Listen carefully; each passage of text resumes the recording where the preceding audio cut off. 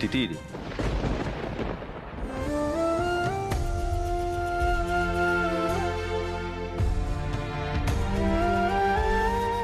তিতির please কেঁদো না এভাবে,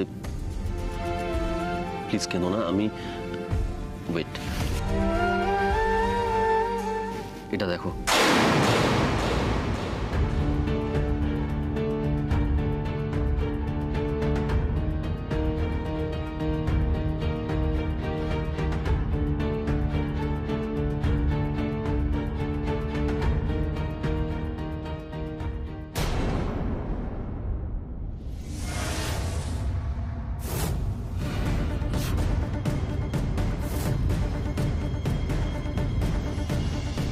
দিদি তুমি জানো আমি আমার অফিসে কোনো মহিলাকে চাকরি দিই না, কিন্তু আজ সমস্ত নিয়ম সমস্ত প্রথা ভেঙে আমি তোমাকে চাকরি দিচ্ছি। কাল থেকে তুমি আমার অফিস জয়েন করবে, আর ওটা তোমার অ্যাপয়েন্টমেন্ট লেটার।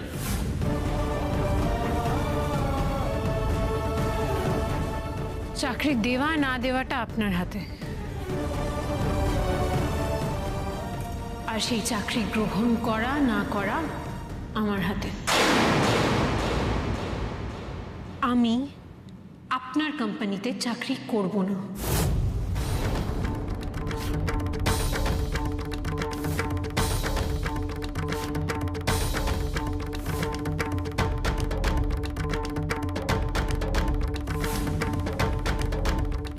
Thank you.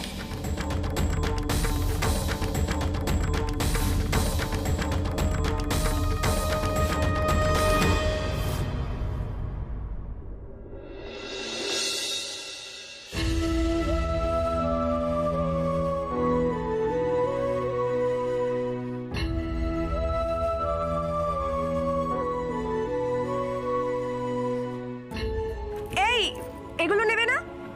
কি আছে এগুলো? সব খেলনা ঠেলনা। এই এগুলো ফেলে দাও। ধুর, এগুলো এনে ফেলো। একদম না, একদম এগুলো ফেলবে না। এগুলোর মধ্যে আমার ছেলের খেলনা আছে। এগুলো একদম ফেলবে না। হ্যাঁ, এগুলো আঁকড়ে ধরেই বসে থাকো। কি করছি আমরা? একবার কলকাতায় আসছি, একবার দিল্লি যাচ্ছি, একবার মুম্বাই যাচ্ছি। আমার এখানে কত একটা সুন্দর ফ্রেন্ড সার্কেল তৈরি হয়ে গেছে, আমার ভালো লাগে না। এখন চলো আবার নতুন করে মুম্বাই চলো, ওখানে গিয়ে আবার নতুন করে ফ্রেন্ড সার্কেল তৈরি করো। ডিসগাস্টিং। আমিও কি আর সাথে ছাড়ছি এই শহর, এই বাড়ি? এখানেই তো সুমির সাথে আমার প্রথম দেখা, 23 বছর পর।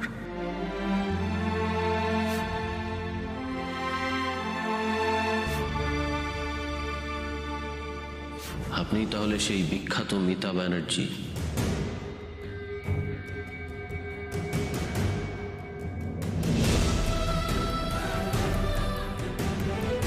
এখানে তো আমার ছেলেটা সেদিন বসেছিল।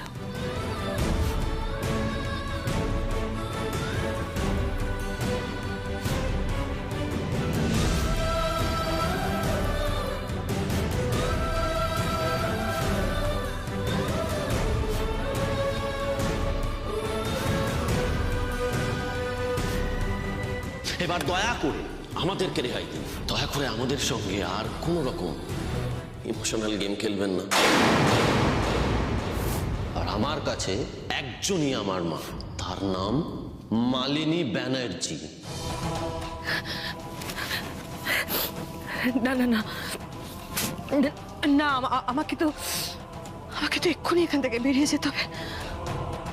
আর থাকলে হবে না এখানে, আমাকে চলে যেতে হবে। আমি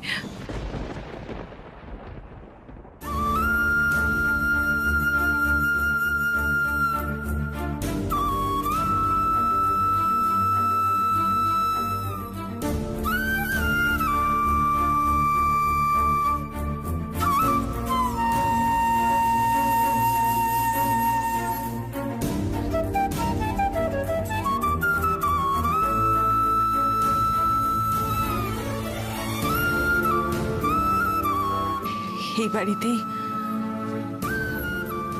আমার আর আমার ছেলের পুনর্মিলনের স্মৃতি তালাবন্ধ হয়ে পড়ে থাকে।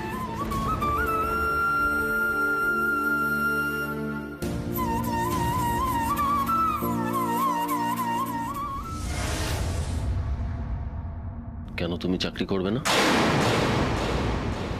তিথি, তুমি তুমি বোধহয় বুঝতে পারছো না। মানে আমি আমার এতদিনের সমস্ত নিয়ম ভাঙছি, লিটারালি ভাঙছি তোমার জন্য। মানে আমি তোমাকে আমার অফিসে চাকরি দেওয়ার জন্য এই সমস্ত আপনার সব কথায় শুধু আমি, আমার, সব কিছু আপনাকে ঘিরে হয় না?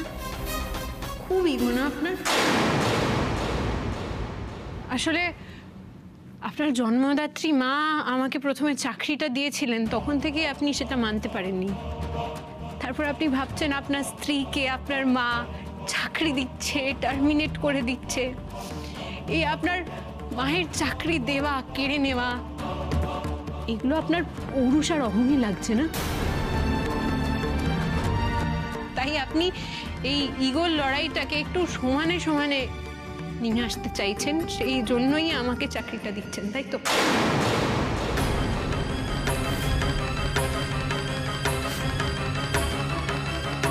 Stop it, Titi, stop it, just stop it, just stop it. For God's sake, আমি ওই মহিলার নাম তোমার মুখে আর শুনতে চাই না।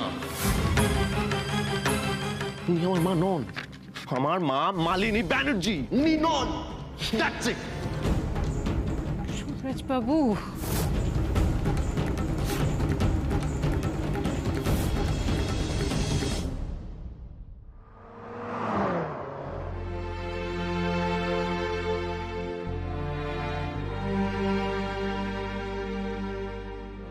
নিখ্যাত তিতির কিছু একটা করেছে, আর সেই জন্য আমাকে এই কলকাতাটা ছেড়ে চলে যেতে হচ্ছে। গাড়িটা বালিগঞ্জ দিয়ে নিয়ে যাবে। আবার বালিগঞ্জ হয়ে কেন? তোমার কি সেন্সটা একদম জিরো হয়ে গেছে? রথিন গাড়িটা বালিগঞ্জ দিয়ে নিয়ে যাবে।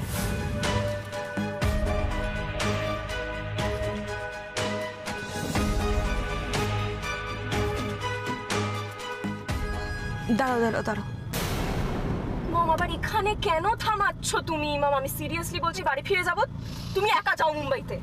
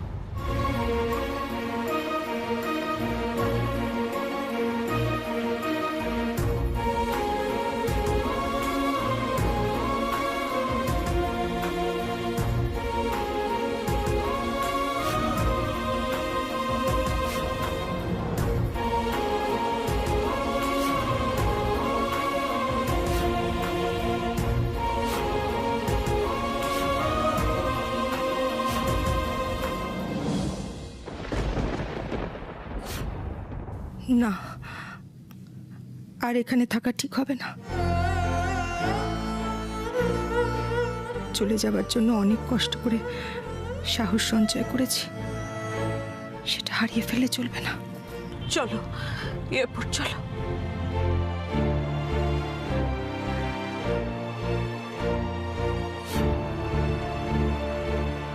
তিথি, তুমি বুঝতে পারছো না আমার কথাটা। এই অ্যাপয়েন্টমেন্ট লেটারটা ধরো, কাল থেকে তুমি আমার অফিসে জয়েন করো, প্লিজ ধরো। আপনি যদি আমাকে আমার এফিসিয়েন্সির জন্য চাকরি দিতেন না, সেই দিনকে চাকরিটা দিতেন যেদিন আমি কম্পিটিশনে জিতেছিলাম। আপনি আমাকে চাকরিটা দিলেন না, বরঞ্চ তাড়িয়ে দিলেন। আমি আপনাকে আমার অফিসে রিক্রুট করবো না, তার কারণ হলো আমি আমার অফিসে কোনো মহিলা রিক্রুট করিনি। তিতির, আমি তো এখন বলছি, আমি আমার সমস্ত নিয়ম ভেঙে নিয়ম ভেঙে মহান হওয়ার চেষ্টা করছেন, তাই তো? সোমরাজ বাবু, আপনি যেদিনকে আমাকে কুকুর বেড়ালের মতো তাড়িয়ে দিয়েছিলেন চাকরিটা না দিয়ে, তখন আমার চাকরিটার খুব দরকার ছিল। আমাদের খাবার জুটতো না, রাতের বেলা একটা রুটি সবাই মিলে ভাগ করে খেতাম। আমি মিথ্যে কথা বলতাম আমার খিদে পায়, আমাদের ছাদ থেকে জল পড়তো, সেটা সারানোরও পয়সা ছিল না। বাধ্য হয়ে আমার আমার স্কুটিটা আপনি দেখেছেন না, ও আমার একমাত্র বন্ধু ছিল। আমার প্রাণের থেকে প্রিয় স্কুটিটা আমাকে বেচে দিতে হয়েছিল।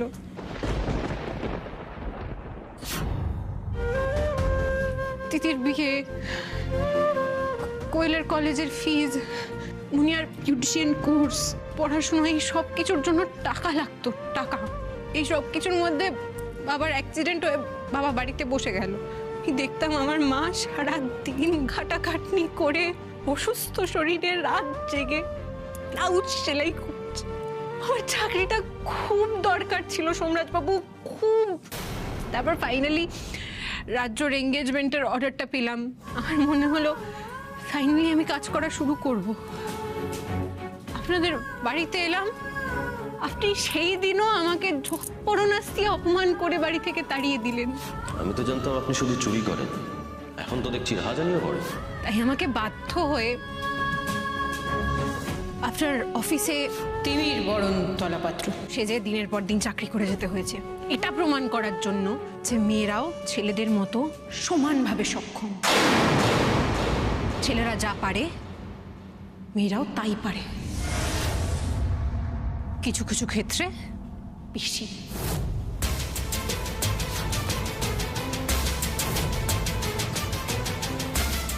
সংসারের হাড়ির দায়িত্ব নেওয়া কাকে বলে আপনি জানেন সোমরাজবাবু? আর সেই দায়িত্ব থেকে চূড়ান্ত ব্যর্থ হওয়া কাকে বলে আপনি জানেন? সেই কষ্টটা বোঝেন? আপনার অফিসে আমি তিমির বরণ তলাপাত্র সেজে খুব হাসি মজা করে কাজটা করতাম বলে আপনার কি মনে হয়েছিল আমার কাজটা খুব সহজ? একদম নয়। রোজ সকালবেলা পাবলিক টয়লেটে গিয়ে জামা কাপড় চেঞ্জ করে গোপ চুল লাগিয়ে তিমির বরণ তলাপাত্র সেজে আপনার অফিসে আসা, সারাদিন আপনার অফিসে একজন ছেলে সেজে কাজ করা। আপনার অফিসে তো মেয়েদের জন্য কোনো ফেসিলিটি নেই। মেয়েদের জন্য ওয়াশরুম আছে, কিন্তু সেখানে আমি যাব কি করে? আমি তো তখন সাজে পুরুষ। তারপর লোকাল ট্রেনে করে ঘাটালে ফেরা, আবার পাবলিক টয়লেট। পাবলিক টয়লেট থেকে যখন আমি তিতির সেজে বেরোতাম না, লোকজন আমাকে দেখে হাসতো, টিটকিরি দিত।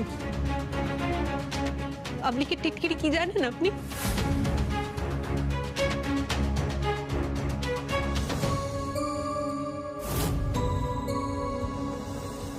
বাড়িতে কাঁচ তুলে যাতায়াত করা মানুষ কি বুঝবে পাবলিকের টিটকিরি? আপনি কোনোদিনও ভাবার চেষ্টা করেনি না সোমরাজবাবু? আমি হয়তো ধরা না পড়ে গেলে আরো কিছুদিন কন্টিনিউ করতাম কন্টিনিউ। কখনো সময় পেলে ভাববেন এভাবে কতটা পিঠ থেকে গেলে একটা মানুষ এই কাজটা করতে পারে।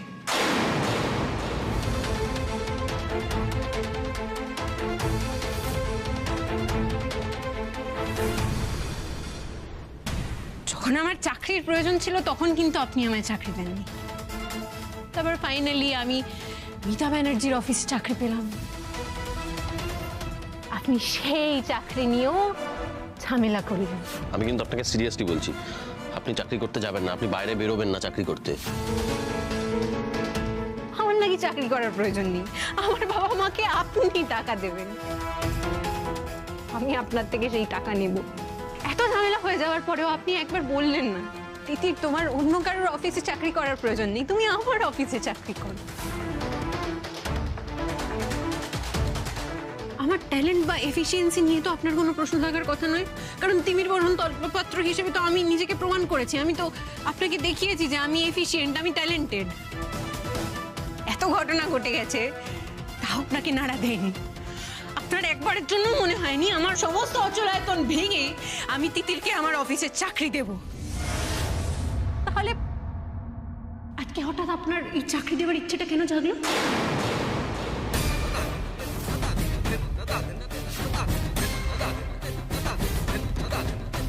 হঠাৎ আজকে আমার নামে তিতির বসু নামে একটা অ্যাপয়েন্টমেন্ট লেটার আপনি ছাপিয়ে নিয়ে চলে এলেন কেন? ইগোর লড়াই।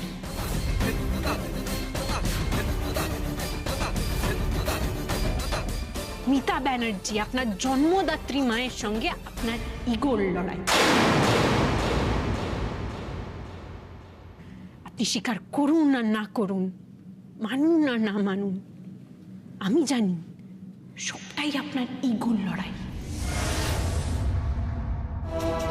আপনি যদি আমার প্রয়োজন বুঝে আমার ট্যালেন্টকে রেকগনাইজ করে আমাকে এই চাকরির অফারটা দিতেন, আমি এই চাকরিটা করতাম সোমনাথ বাবু, প্রাণ প্রাণ লাগিয়ে মন দিয়ে চাকরিটা করতাম। কিন্তু এই চাকরিটা আমি করব না। তিতির বসু কারোর ইগোর লড়াইয়ের অস্ত্র নয়।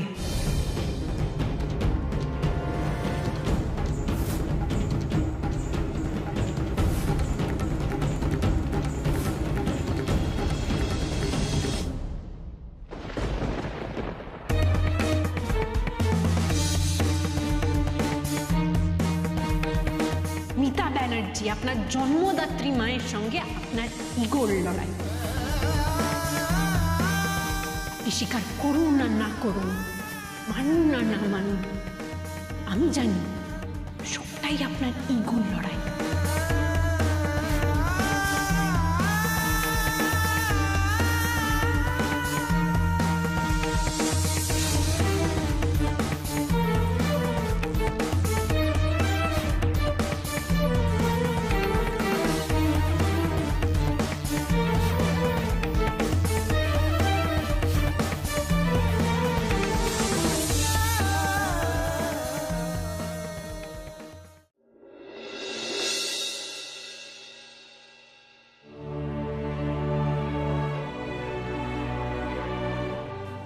আমি তোমার সাথে শোবো। সোমদাদু ভাইয়ের সাথে বুঝি ঝগড়া করেছিস? মন কষাকষি হয়েছে? না, আমি এমনি শোবো। এমনি শুবি? আমাকে আর বলাস না ওই কথা বলে। এমনি এমনি তুই সোমদাদু ভাইকে ছেড়ে এই বুড়িটার পাশে শুতে আসবি? সত্যি বাবু?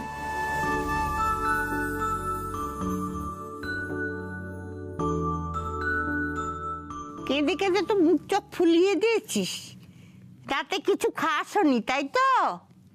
দাঁড়া,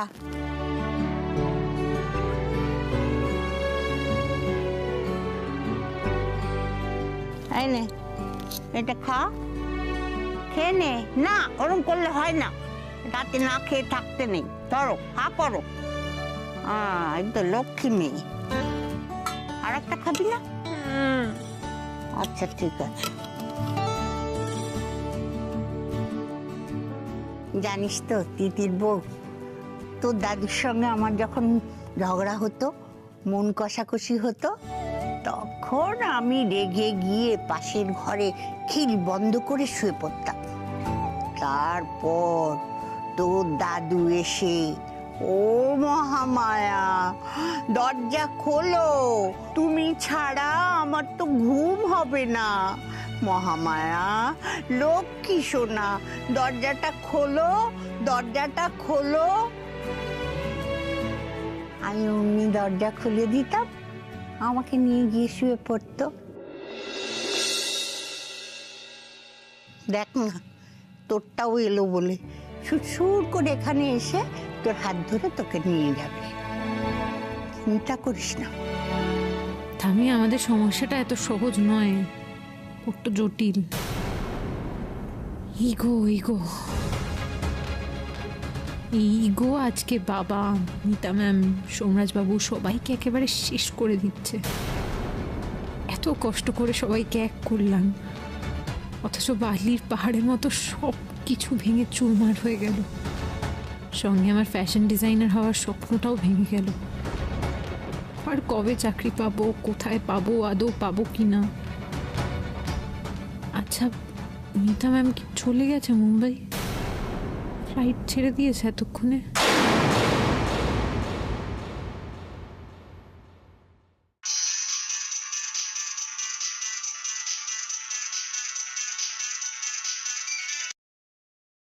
হ্যালো, তিতির বসু বলছেন? হ্যাঁ বলছি। হ্যাঁ, অ্যাকচুয়ালি আমি একটা গার্মেন্টস কোম্পানির এইচআর ডিপার্টমেন্ট থেকে কথা বলছি। আপনি যদি আমাদের সঙ্গে কাজ করতে আগ্রহী থাকেন তাহলে ডিটেলস আপনাকে শেয়ার করব। আমার চাকরির প্রয়োজন আপনি কি করে জানলেন? আর তাছাড়া এত রাত হয়ে গেছে, এখন ফোন করছেন।